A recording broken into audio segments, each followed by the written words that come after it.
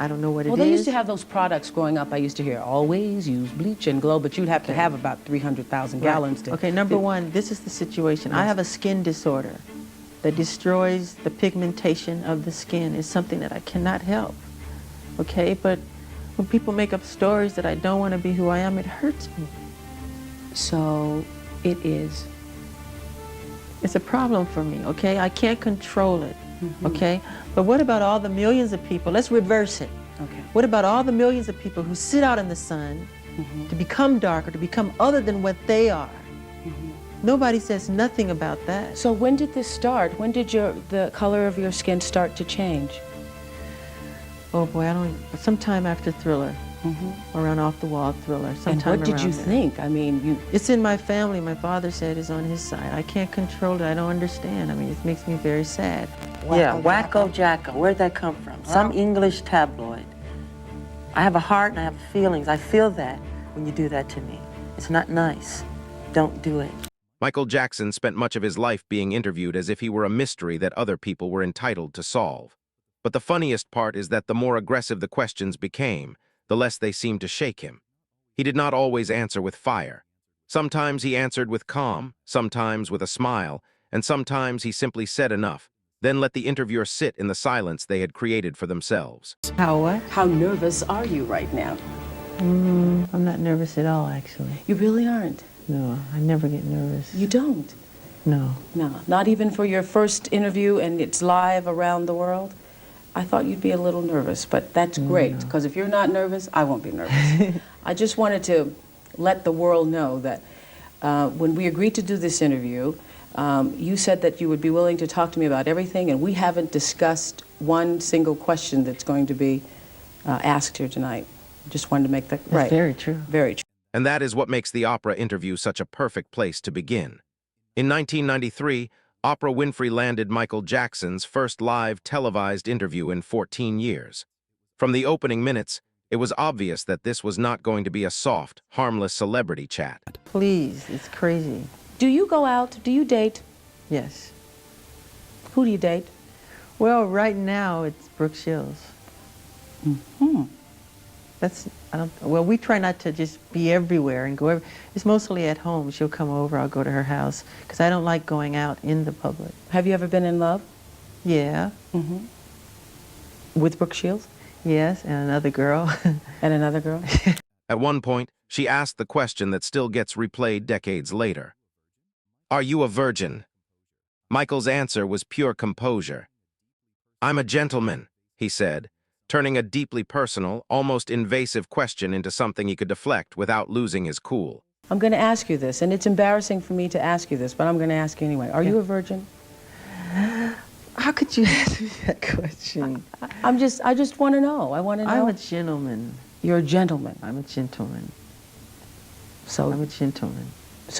Okay, I would interpret that to mean that means that you believe that a lady is a lady, and therefore... That's something that's private. I mean, you know, shouldn't be spoken about openly. You can call me old-fashioned if you want, but, you know, to me that's very personal. So you're not going to answer it? I'm embarrassed. Oprah later reflected that asking it was embarrassing even to her. The whole exchange tells you everything you need to know about Michael's relationship with the media. He was constantly expected to explain his private life on demand. And when the questions crossed the line, he refused to give them the satisfaction of a dramatic meltdown.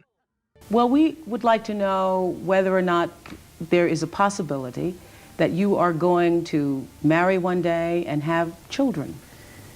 I would feel that my life isn't complete if I do not, because I adore the family life. I adore children, and I adore that whole thing.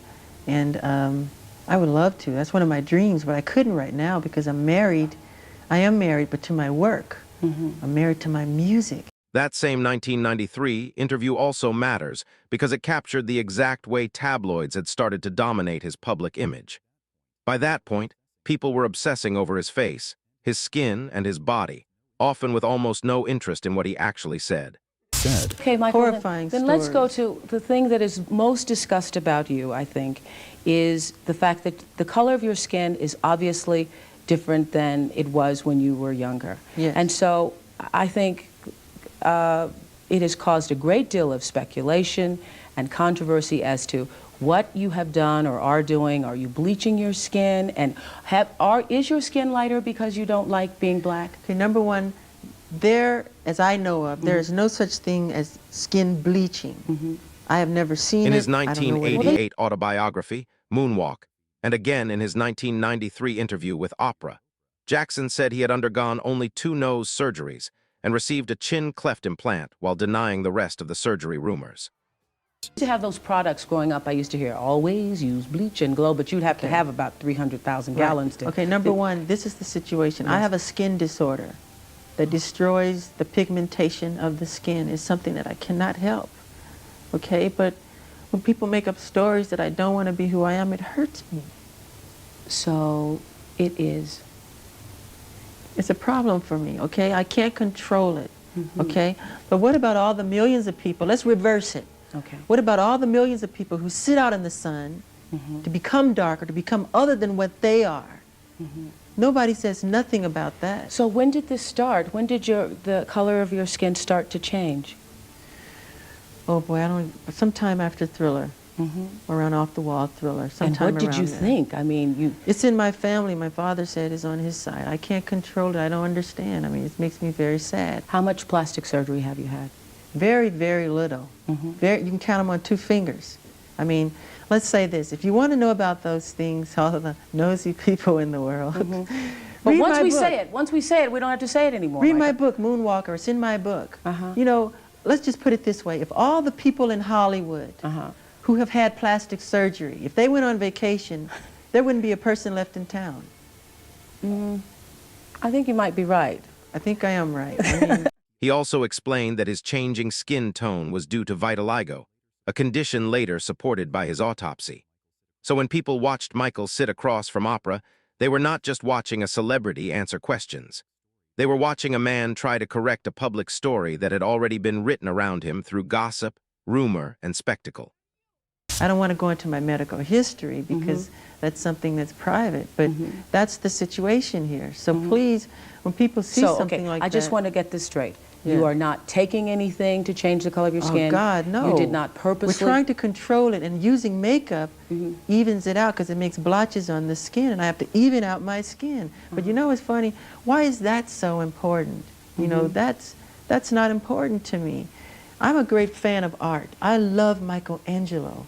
If I had a chance to talk to him or read about him, I would want to know about what inspired him to become who he is, the anatomy of his craftsmanship, not about who he went out with last night or why he decided to sit out in the sun so long. What's wrong with, I mean, that's what's important to me. That is a big reason Michael Jackson clips still go viral today. He did not sound defensive in the way interviewers expected. He sounded measured. He sounded like someone who had accepted that the public had already made up its mind, but still wanted to give the truth a chance to be heard. In the Barbara Walters interview from 1997, that same dynamic appears again. Are you psychic? Is that what you're saying? I don't want to say that, but I've done it before. And you thought it might be you? Yes. I've been living in that kind of life all my life. The tabloid press, that kind of press, not the press, the tabloid, the paparazzi, that type. I've been running for my life like that, hiding, getting away. You can't go that way because they're over there. Well, let's go this way. Pretend we're going that way and we'll go that way. Somebody should say, hold on, stop. This person deserved their privacy. You are not allowed to go there. The interview was recorded in Paris and later aired on ABC. By then, Michael had already spent years being dissected by the press for his appearance, his privacy, and his habits. Contemporary references to the interview make it clear that Walters asked about the impact of the paparazzi on his personal life, while the broader media conversation of that period showed how heavily people remained fixated on his appearance. This you should not do. You should not say he's an animal. Should not say he's Jacko. I'm not a Jacko. I'm Jackson. How do you feel when they call you Wacko Jacko. Where'd that come from? Some English tabloid. I have a heart and I have feelings. I feel that when you do that to me. It's not nice. Don't do it. I'm not a wacko. There are those who would say that you add to the attention. No, I don't. Well, the masks, the mysterious behavior. There's no mysterious behavior. There's a time when I give a concert, I like to have as many people want to come can come and enjoy the show. And there's a time where you like to be in private when you put on your pajamas, go to sleep, cut off the light, ding, and lay down. That's your private space. If you go in the park, I can't go in the park though. So I create my own park at Neverland, my own water space, my movie theater, my theme park. That's all for me to enjoy. This was another moment in which the interviewer wanted access to the private Michael, and Michael responded by staying calm, controlled, and almost frustratingly polite. That restraint is exactly why it worked. He never gave them the outburst they were hoping to turn into a headline. I don't want this to sound insulting. I'm just going to be straight with you. But you are somewhat eccentric, to say the least. The way you dress, the way you look, it invites attention. More extreme. You don't think that calls the paparazzi to you? No. No? No. Maybe I like to live that way. Maybe I like to dress that way. I don't want paparazzi, really. But if they come, be kind. Write the right kind thing to write. Michael, is it the journalist's role or the press's role to be kind? To be kind? Because the press also sometimes has to look into things, be tough. You can't always be kind. What you saw it happen to Lady Diana, you tell me. There should be some boundaries, some kind of way. The star needs some space. Give him a chance to relax. He has a heart. He's human. By the mid-1990s, the tone of these interviews had become even more loaded because the questions were no longer just about fame. They were about scrutiny, scandal, and suspicion. That is what makes the 1995 primetime interview with Diane Sawyer and Lisa Marie Presley so fascinating. Who proposed? I mean, how did marriage actually get discussed? Well, at first, this is what happened. When she was 18, I used to tell my lawyer, John Branca, do you know Lisa Marie Presley? He'd go, well, I represent her mother. I go, well, can you get in touch with her? Because I think she's really cute. And he'd laugh every time. He goes, I'll do my best. That's what he'd say. Then he'd come back. I said, well, did you find out? He said, no, there's nothing. So I would worry him about this all the time. The next thing I noticed, there's a picture on a magazine cover where she's married, which really tore me to pieces. Vanity Fair later noted that roughly 60 million people watched it, and that it was Jackson's first major interview after the 1993 allegations, making the entire event feel less like a conversation and more like a public trial in front of millions. The interview was widely promoted as no holds barred, which tells you everything about the mood of the moment. Jackson and Lisa Marie were not just discussing their marriage. They were speaking within an atmosphere of skepticism, tabloid obsession, and media hunger. Did you ask Michael about the charges? Did the two of you talk about the impact of the marriage on the allegations? Absolutely not. He called, I was in touch with him through the whole process of this charges going on. I was talking to him when he disappeared.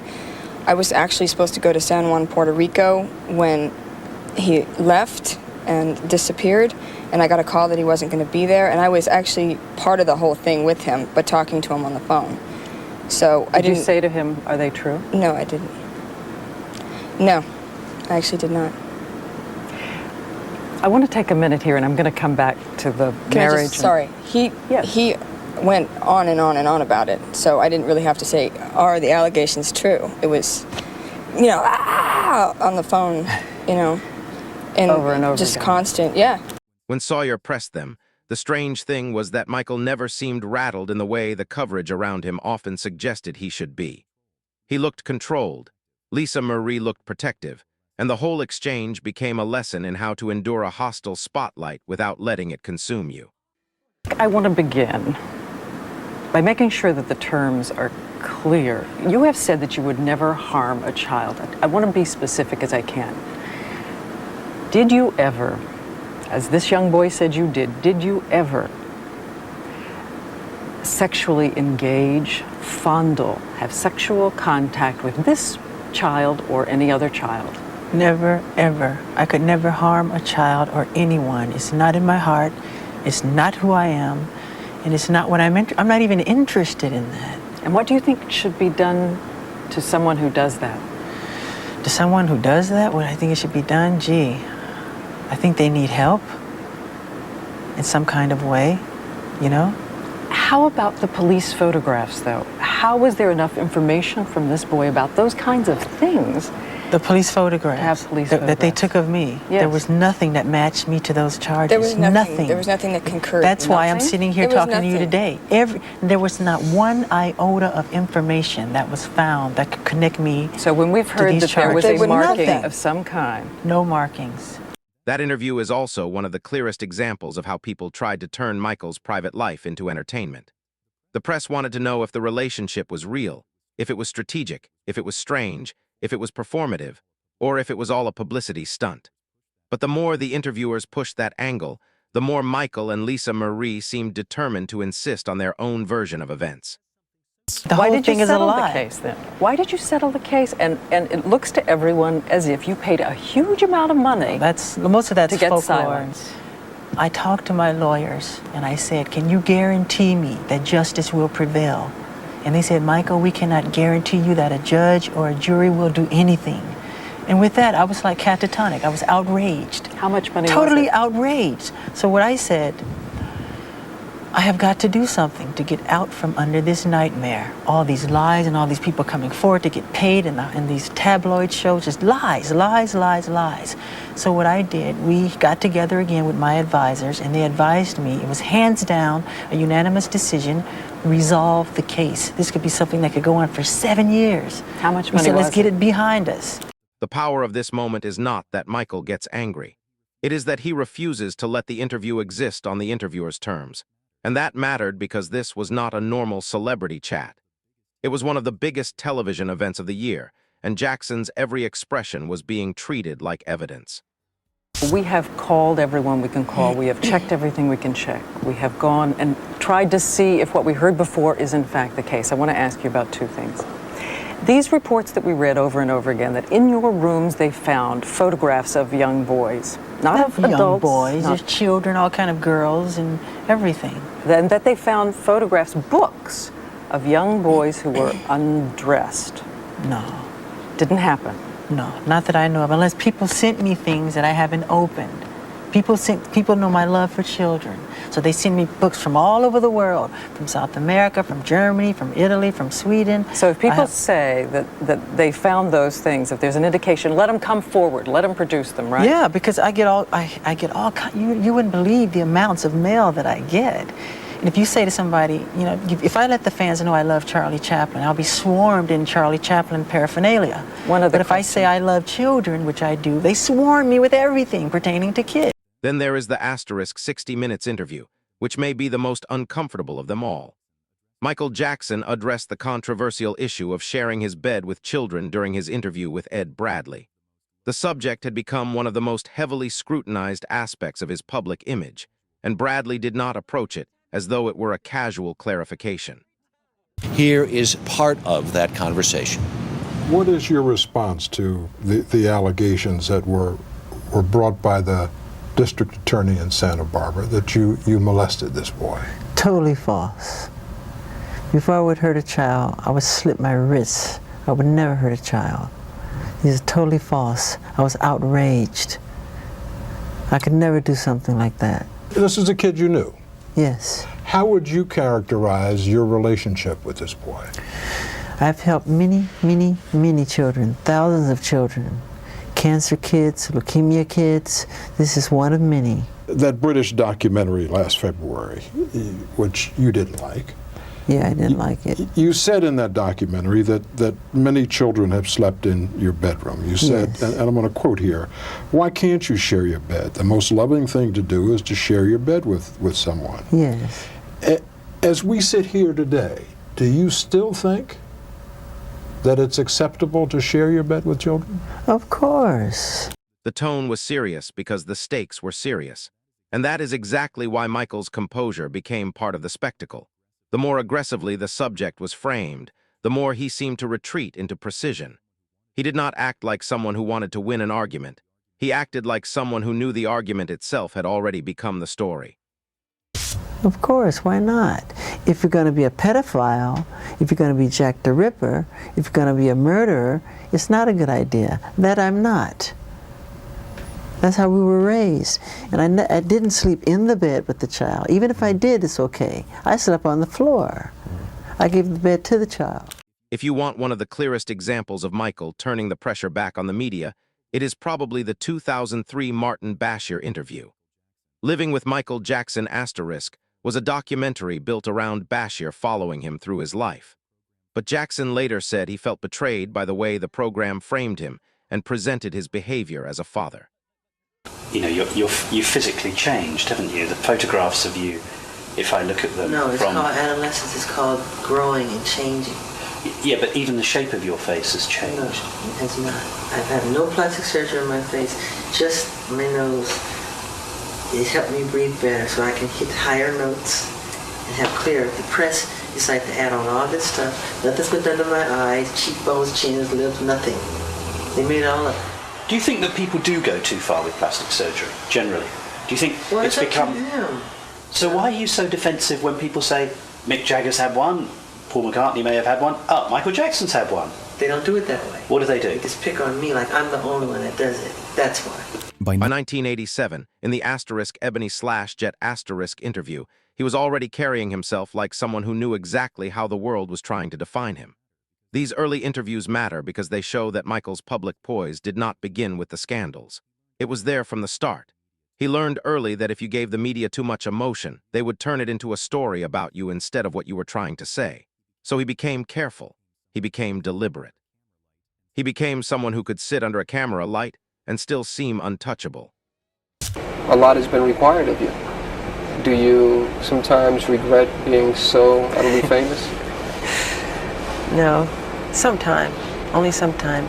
Sometimes I want to sneak into places and not have any hoopla or, and it doesn't work all the time because people start and they crowd around, and which is sweet. I mean, I shouldn't complain, but No, but you have a right to complain because everybody has the right to go out there and to just be alone.